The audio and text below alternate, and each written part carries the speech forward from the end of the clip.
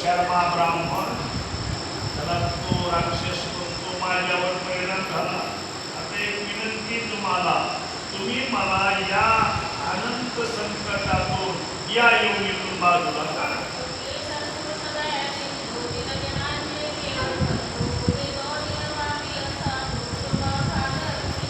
असं दुबळं होऊन बोलण्याची प्रवृत्ती संत संगतीमुळे अंगात येत असते. नाही तर दुनियाला खाताना येणारा राक्षस हे दुबळा आहे, माझ्यावर कृपा करा.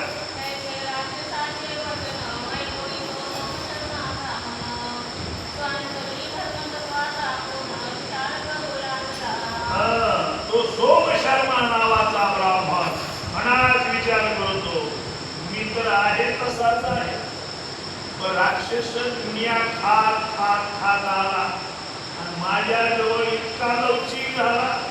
असं कोणतं आहे माझ्याकडे तत्व की ज्यामुळं राक्षस दुबळा झाला.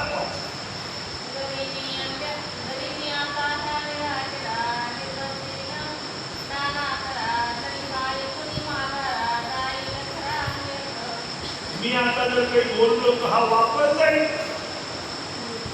संतांकडे असं ज्ञान असतं, ते ज्ञान पैगा बरवे जरी मनी आधी आणावे तरी संताया भजावे सर्वच वेळ.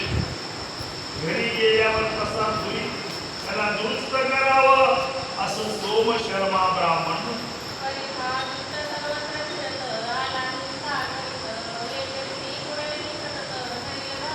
आज हुंसार करी, आता याला दुरुस्त करावं, मोकळा सोडून दिला तर हे पुढं असंच करी.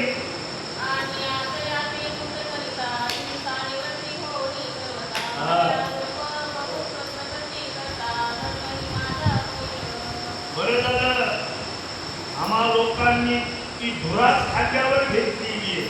सोम शर्मा ब्राह्मण म्हणून आलेल्याला दुरुस्त करणे हे महत्वाचं काम आमचं आहे.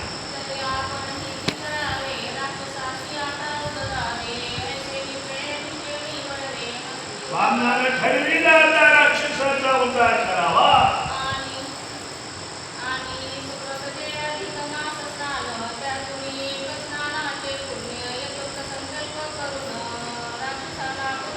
मागाचा वामन गंगेची आंघोळ करीत होता, आता या वामनाचं त्रिवेणी संगमाची आंघोळ आहे. सौराष्ट्र देशातला वामन हा.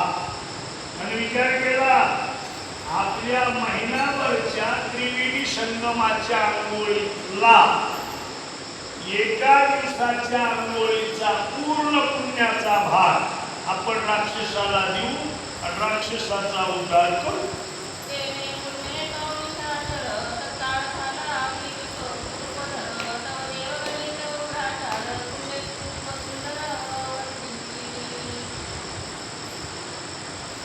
बरं वाटलं. आणि त्या बामणाचा त्याच्या हस्ते राक्षसाचा उद्धार झाला. त्याचा उद्धार झाला तो आनंदी, ज्यानं उदार मनानं एक दिवसाच्या आंघोळीचं पुण्य दिलं तो आनंदी. दान देणाराही आनंदित पाहिजे आणि दान घेणाराही आनंदी पाहिजे. दान द्यायचं तर ओरिजिनल द्यायचं, चोऱ्या करून नाही, दुसऱ्याला लुबाडून नाही द्यायचं, ते शुद्ध पात्र पाहून द्यायचं.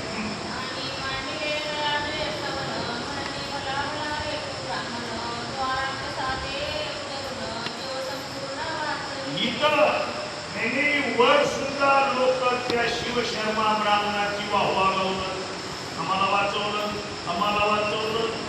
हे राक्षस स्वर्गात येऊन आम्हाला मारित होता. स्वर्गात संत नसतात, स्वर्गात देव असतात.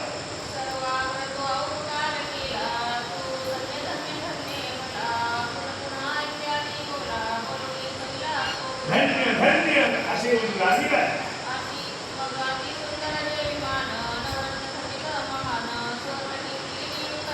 विमान आलं, विमानात राक्षस बसला.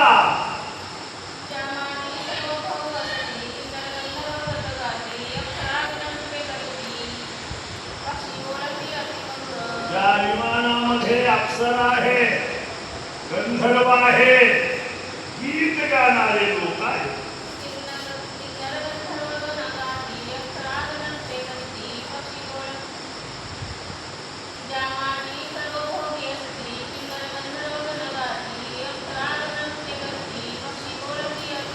असं सुंदर विमान, वैभवाचं विमान राक्षसासाठी वरून खऱ्या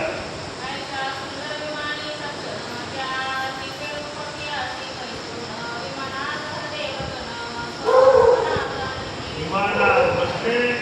सर्व देव लोकाबरोबर राक्षस गेला.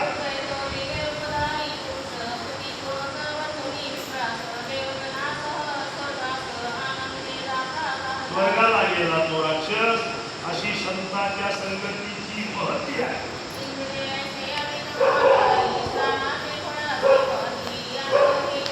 ही गोड कथा भगवान लक्ष्मीला सांगतात.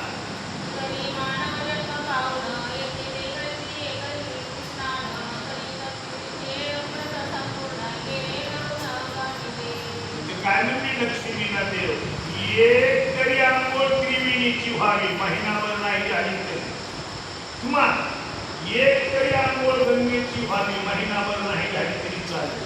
म्हणजे एका एका अंघोळीचं महत्व आज लक्ष्मीला देव सांगत आहे.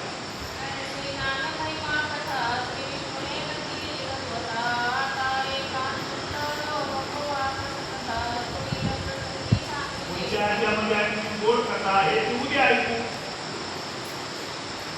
कुंडली कवळे हरिध श्री ज्ञानदेव